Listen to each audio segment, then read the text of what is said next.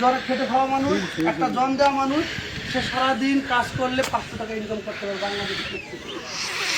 500 টাকা ইনকাম করার পর যদি তার 5 জন সন্তান থাকে, 2 কেজি চাল কিনলে তার টাকা জায়গা প্রায় 150।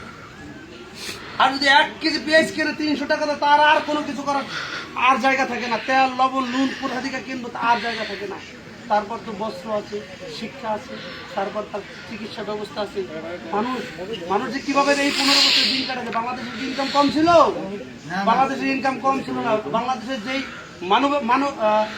এই জনশক্তি, বাংলাদেশের যে বিদেশে যে মানুষগুলি কাজ করতেছে, তারা হাজার হাজার কোটি টাকা এই বাংলাদেশের রেমিটেন্স পাঠায়, ডলার পাঠায়। কিন্তু আমরা সেই ডলারের মুখ দেখতে পারি নাই। কেন দেখতে পারি নাই? ডলারে একদিক দিয়ে আইছে, আর ওই ফেসিস্টরা আর একদিক দিয়ে ডলার বিদেশে পাচার করে দিচ্ছে। আমাকেও শূন্যর কোঠায় রেখে দিয়ে গেছে। সেই সুযোগ আর দেওয়া যাবে না। ওই ফেসিস্ট যেন সুযোগ না পায়। তারাও এখন কুপ্রবঞ্চনায় আছে। এদেশের ভালো ভালো মানুষকে ক্ষতিগ্রস্ত করার জন্য তারা সচেষ্ট আছে। আপনারা সাধারণ জনগণ, আপনারা ধানের শীষে ভোট দিয়ে তার প্রতিবাদ করে দেবেন ইনশাল্লাহ, ইনশাল্লাহ।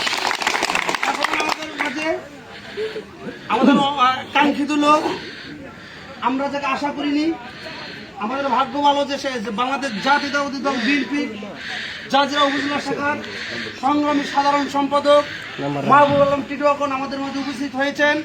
সেই জন্য করতালের মাধ্যমে তাকে আমরা সম্মান করি।